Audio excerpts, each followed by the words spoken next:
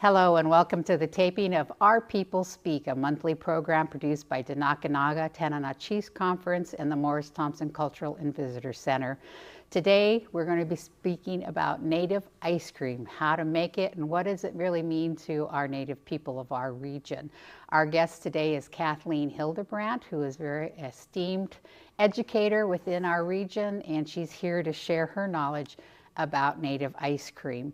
So first of all, welcome, Kathleen. Thank you. Before we get started, could you just tell us a little bit about yourself some more? Okay, sure. My name is Kathleen Hildebrand Meckel. I grew up in the village of Nulato. I am the daughter of the late Edith and Barney Hildebrand of Nulato. And on my paternal side, my grandparents are the late Eddie and Alice Hildebrand. And on my maternal side, the late Rita and Anthony Patsy. And I grew up in Nulato, raised pretty much by elders. It was very intergenerational. The way we worked, it was a total subsistence lifestyle. Nulato was one of the Catholic missions in the state of Alaska, so that was a huge part of our lives. But still, the people were very much traditional.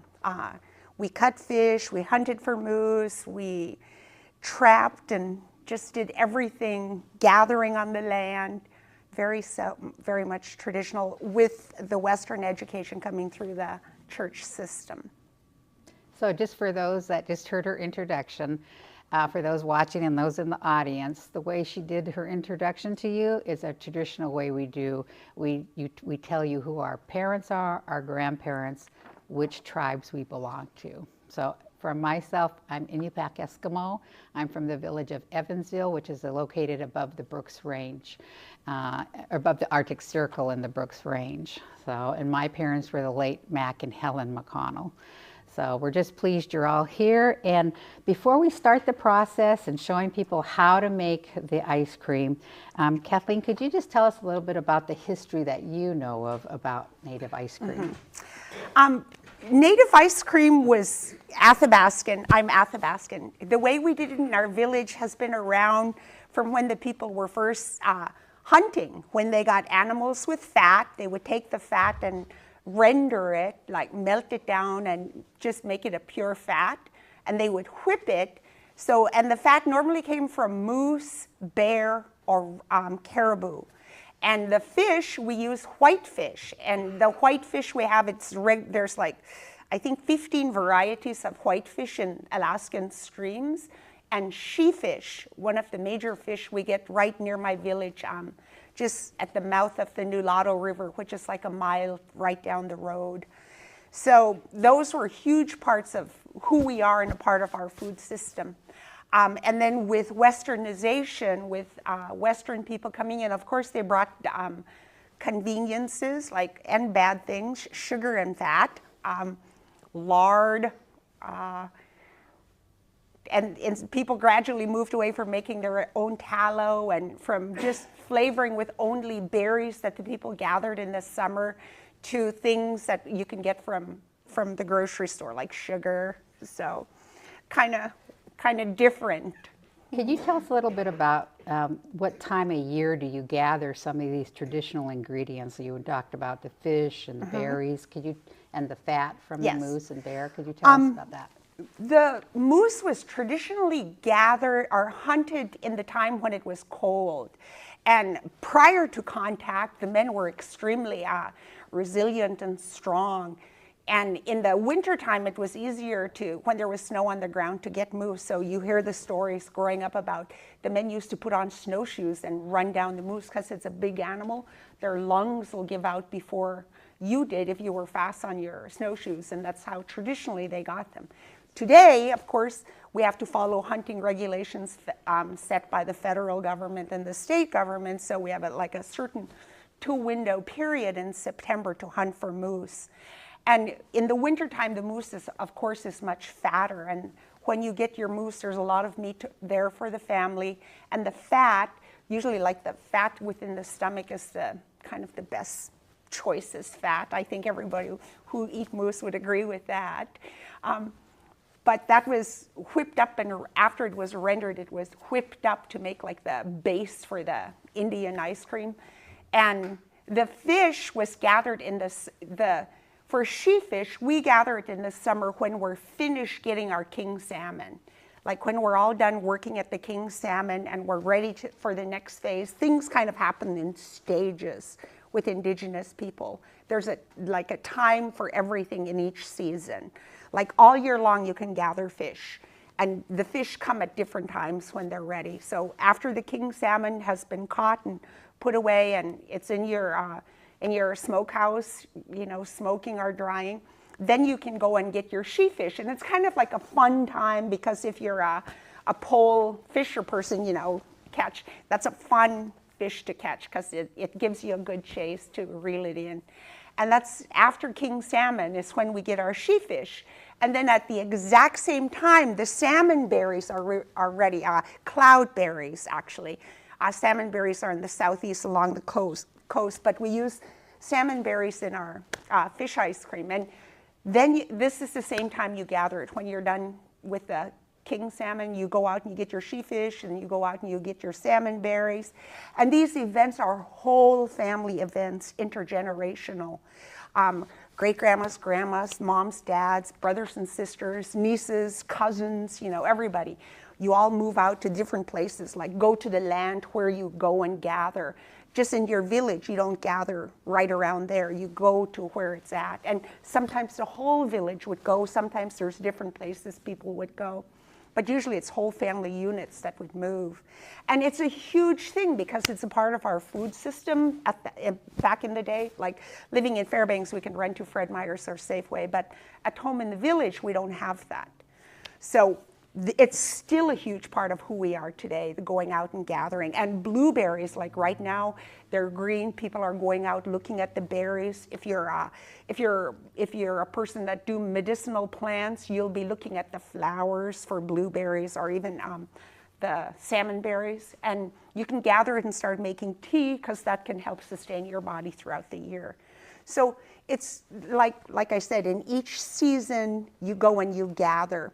And then depending on the land, like if it's low land, like in swampy areas or versus being on the hills, at different times, depending on what you're gathering, and this, you know, like the type of land, some things get ready earlier in different places. So your Indigenous people here in Alaska, Athabascan, Inupiaq, Yupik, all of us, Tlingit, we're still tied to the land. It's like who we are. It's a strong connection. The connection to the berries, to the plants, to the land, to the fish, to the water. That's who we are. You're good to the foods you gather. You're not wasteful. You use everything. To the moose, same thing. You use everything. Traditionally, the whole moose was used. The brain, the meat on the skull, the legs for tools, the hide to make your clothing, all of the meat and all of the fat. Even the fat was used for medicinal purposes. So we're very much connected to our food source, to the land and to the animals, fish. Right. And like you said, Kathleen, here in Fairbanks, a hub area, you know, it's easy for us to go to the store, but we want to reiterate, if you're from a village in Alaska, in our region, well, anywhere in Alaska in a village, the cost of goods are very, very expensive. A gallon of milk is like $15, something like. Someone just posted online that there was a turkey, I think it was a 20-pound turkey, on sale at their store. I think it was up in Ukviagvik, Barrow formerly, for about $150 or something like that. It's crazy. So again, not only is it important to us as Indigenous people, this food and this connection to us as Native people, but in this day and age too, it's important that we gather these things to sustain us as well because of the cost of freight and getting these goods I guess, contemporary goods out into the villages. But as Kathleen said, it is very connected to our way of life. It's very important for us. You talked about the fish that you gather, the berries, and the fat. Can you talk about how you prep all these things before you start making the ice cream? Okay.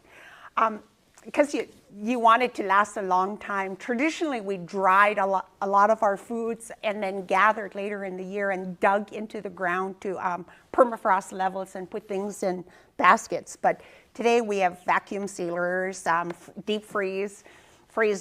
So when we go out fishing, we don't leave our fish overnight. Like when I'm going to the Nulato River to get the she fish, right away, as soon as we get home, we start cleaning it, cutting it up. Sometimes even right there at the river, we'll cut it up because there'll be like eggs and even the guts for she fish. It tastes so good if you know how to clean it and cut it up and fry it in the pan right away.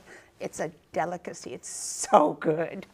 And then the meat on the whitefish we scale it because it has really big scales. But keep the skin on, slough off the scale on the she fish, and then fillet it off, and then just cut it in half so you'd have 4 pieces basically from one big she fish. And then you can vacuum seal that and put it in your freezer, and it can last. If you're lucky and you have a good vacuum sealer, it can last a couple years.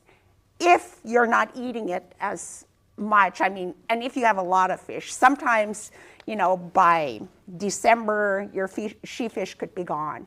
It's kind of up to the family use and how you do it. So that's one of the ways we do the fish before bringing it to this place. And then for the berries, of course, we have freezers, so we clean our berries right away, try to get all of the stems off each end, especially if it's blueberries, and then freeze that and save it for later. If you're into dehydrating, you can dehydrate your berries and then use that in a variety of ways. And the salmon berries, you pick them. Some people pick them when they're really ripe and juicy so that you don't have to clean the coating that comes on it, like the little petals, so you don't have to pull it off. They pick it when it's really juicy. But some people don't like it that juicy, so you can pick it when it's still kind of tight and then clean it off. It'll ripen a little bit on your table while you're waiting to get that. And usually you have to go very far to get salmon berries. Like in my village, we go back to the Caillou Flats. It's the traditional hunting grounds, and it's like a day boat trip.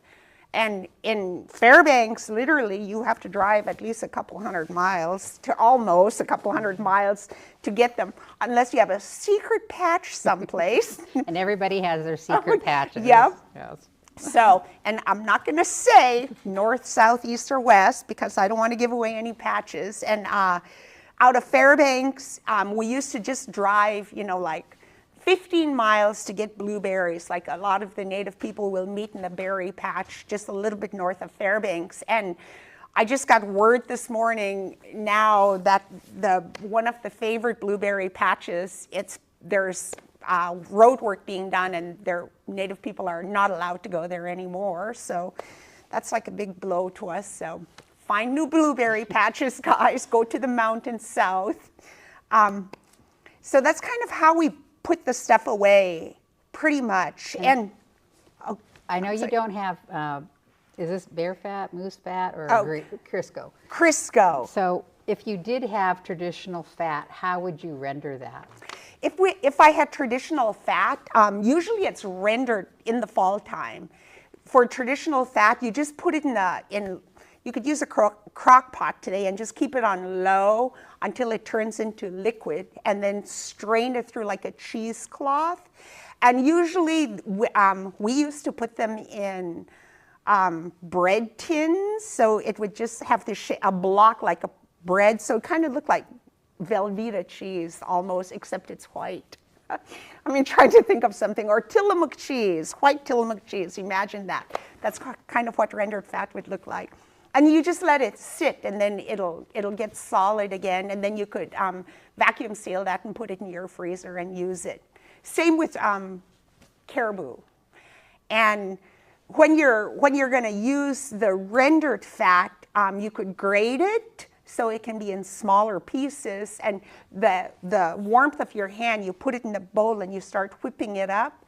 The warmth of your hand will melt it in the act of moving, and it'll start getting fluffy. And And to sweeten it, you could add sugar to it. If you're traditional, you do not add sugar, and you add berries to it too. And if it's not whipping, you could add a little bit of water to it. Depending on where you're from, some people use seal oil, like add seal oil to it to whip it up. Even olive oil works today if you don't have seal oil. And then could you talk about Crisco? And then Crisco, of course, was one of the things that came with westernization. And Crisco whips up really fast. You don't have to render it. It's already in this kind of pure white state. But of course, it's not good for your heart or your arteries. But it's one of the things that the native people, you know, they saw, okay, this is a substitution that we can use. And especially when we have these big gatherings where we feed many people, like potlatches. If you're going to make a big batch, you'll whip up a big batch, and Crisco is easier to use, so it'll fluff up really good, and you could add sugar to it to make it even fluffier and sweet. And it's just plain white sugar, or you can use organic sugar.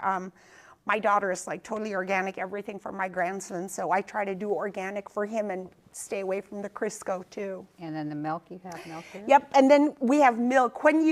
Once the Crisco and the sugar is whipped up, when you add the she-fish to it, I'm gonna go backwards, reverse, okay.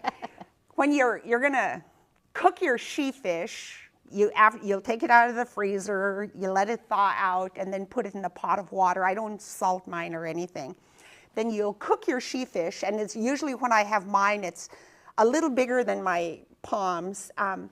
The meat is skin out and meat together like that when I freeze it.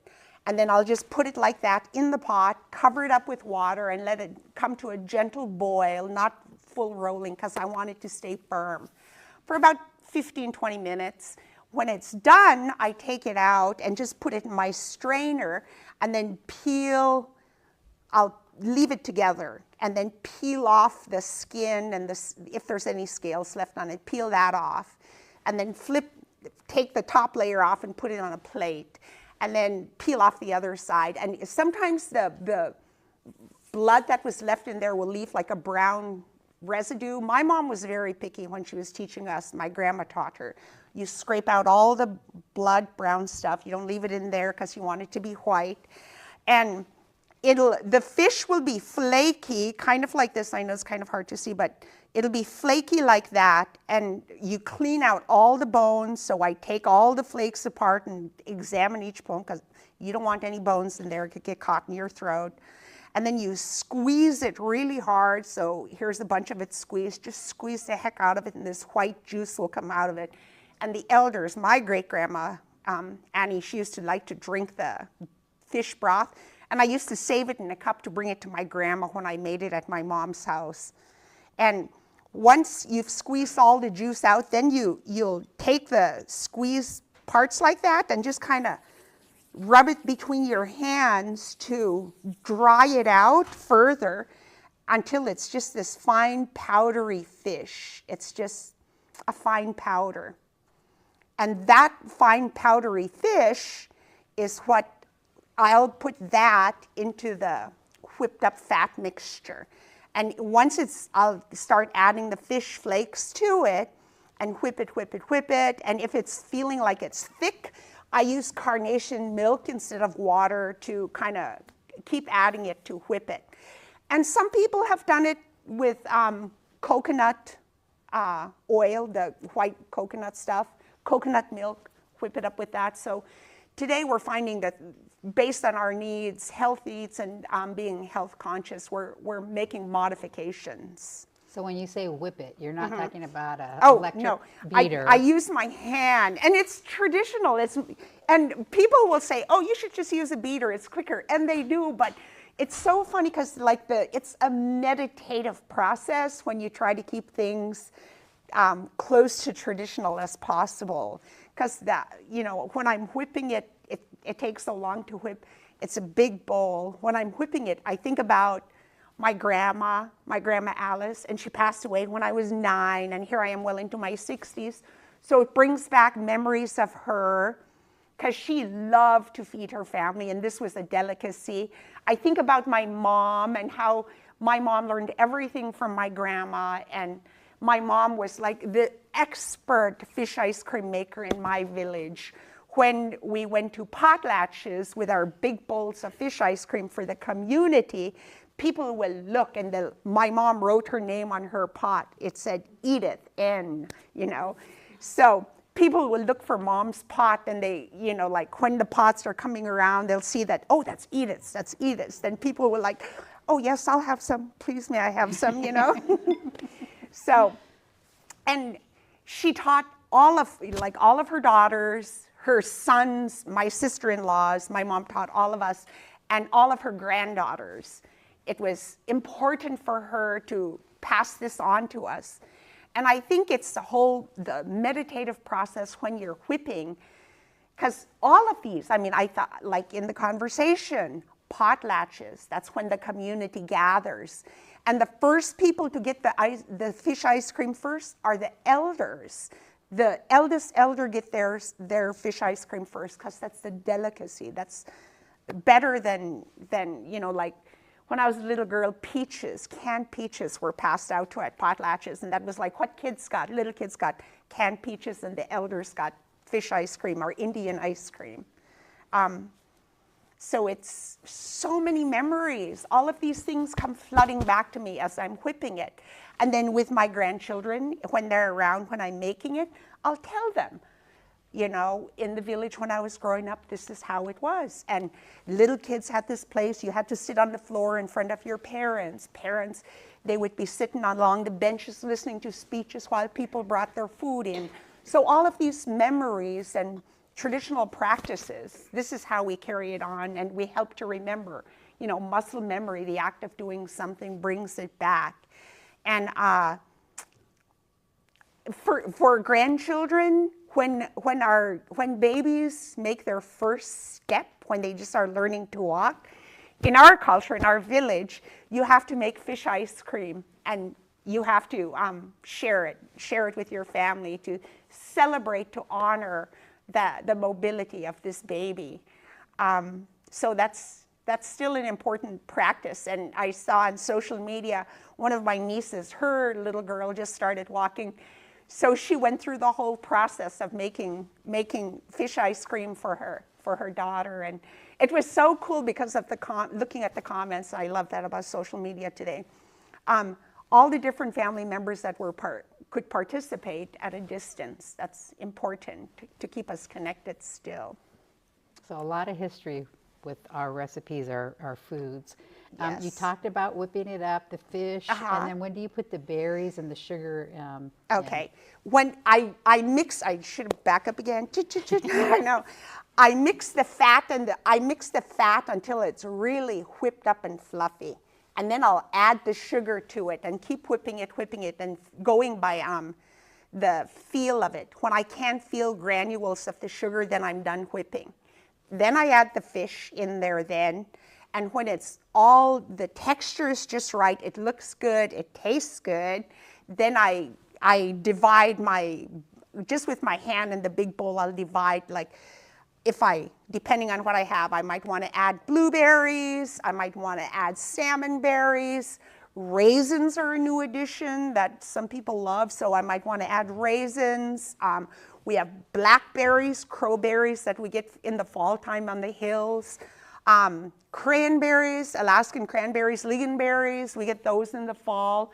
And if you wait till after the first frost, they are so sweet. And all of those berries, they taste so good in here. So instead of mixing it all up, I'll divide in my bowl, section it off based on how many different types of berries I have. And I'll mix that in, and from my bowl, I can bring it to the community hall like that, and then they could disperse it. Or if I'm bringing it since I'm in Fairbanks, if I'm bringing it to my brothers and sisters, I'll put it in a container like this. Like here I had blueberries, and then there I had salmon berries. And it's like coveted. If one of my brothers down the highway in Northway heard I whipped up fish ice cream and I didn't have any for him in the freezer, his feelings will be really hurt. Like my brother that lives here in Fairbanks, Daryl, if I didn't make raisin fish ice cream for him, his feelings will be hurt. You know, and like the rest of us, my sisters and I, were like, oh, you made 2 different kinds. Oh, yum, and it's all gone. So how long can you keep it? I mean, as you said, everybody loves to eat it right away, but how long can you keep it? I don't even, it doesn't last very long. Okay. It just doesn't last very long. I mean, if I know I had some in my freezer, I would pick at it every day until it's gone.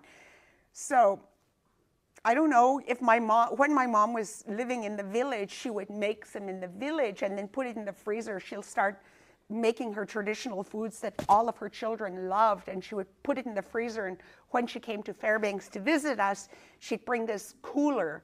And sometimes it would be up to 2 weeks. It would take her 2 weeks to make everybody's favorite. Wow. And then we'd all meet in one place and have food with her. Wow. So you talked a little bit about the history and what it means to you, but what is your most memorable moment or favorite memory of making fish ice cream? Oh, God, there's so many to pick one.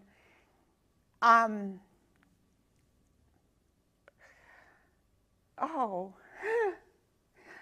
Brings back memories. It does. Well, my mom passed away not even a year yet. And one of her granddaughters, one of my nieces, Tiffany, was in the military, and she had gotten out, and she went home after being gone for so long, and Grandma wanted to celebrate. Her grandma, my mom, wanted to celebrate her homecoming, and so she wanted to make her fish ice cream because that's a good, high, important food in our family. So Tiffany sat there at the table with my mom, and Tiffany ended up taking over and learning how to make it. So to me, that was special because, you know, just getting out of the military, you haven't been gone for all that time, then coming home and my mom having that quality time, and for them to reconnect. It was special because she's passing all of this knowledge forward, and Tiffany's tasted just like Mom's. That's the test. For it to taste just like Mom's. That's truly something, and Tiffany nailed it. So, so thank you. Sorry, I I know. But you mentioned it is something too, is that each family, when they make this, and even other native dishes, there's different, you can tell, you know, oh, that family made that dish because it's the way they were taught, and that comes up a lot too. One other thing, Kathleen, is what would you say to the youth? I mean, you talked about your niece and that special bonding and that connection, not only to the family, but to the native way of life. But what would you say to the youth about carrying on these practices? It's really, it's important because it connects you to time and space. Like I said earlier, it's a meditative practice, so you're ever present. When you take the time to learn from your aunts, uncles, grandparents, you're connecting ancestral knowledge. You might, you know, have new twists and new spins on it, but it's ancestral knowledge you're continuing to carry forward. And ask questions for the youth. Don't be afraid to get your hands dirty, squeeze the fish, you know, it's all of it, all of this knowledge, the ways of preparing traditional foods, how to put food away. It's important for who we are, these things to maintain. And in indigenous prophecies, you know, they're the practice or the saying, what we hear growing up from really young is, it's not always going to be like this, so it's always good to prepare for if ever there was a time when you couldn't get food easily. So know how to survive and take care of yourself, know how to be an independent provider. And so male, female, it's important for them to do this. And My grandchildren, they're always around for different native food events on both sides of their families, their mom and dad sides. So it's important to pass knowledge on, I think. And if you don't have elders to turn to, you know, there's so many kids. Having been a public school teacher, I always made it a point to have grandparents in my classroom, traditional knowledge carriers, bearers, invite them in to share. I mean, you know, like how do you skin a caribou? Geez, who could we ask? Let's find out. Let's go get this person. How do you clean the fish? How do you cut it? Well, here's a knife, here's a fish. Let's figure it out. So don't be afraid to get your hands dirty and try and ask questions. And I failed to ask you at the beginning of the show, so each tribe, you know, we have different dialects within our region, different languages are spoken.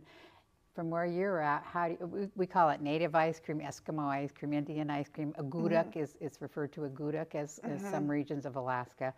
What do you call it in your native language? Do you know? We call it nanasglotl.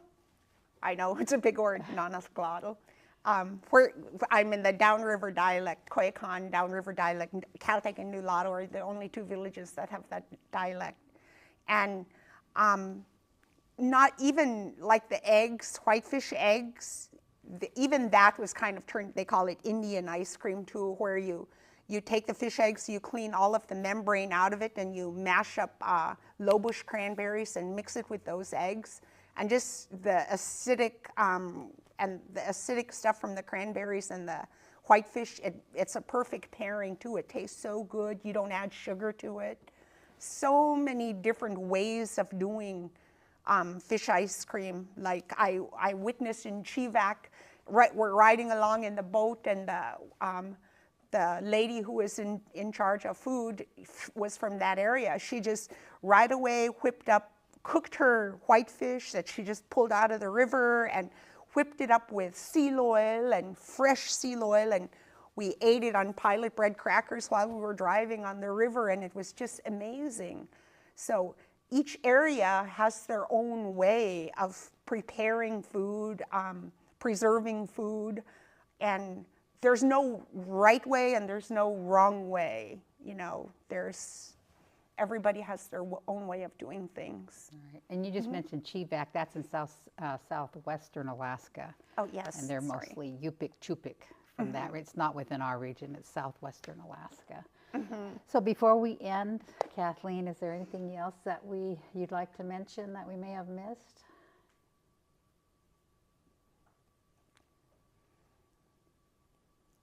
No, I can't think of anything. Okay, well, we sure appreciate you being here to talk about native ice cream, and we sure appreciate you being here. Our audience here, we've had a record audience for this taping of this show.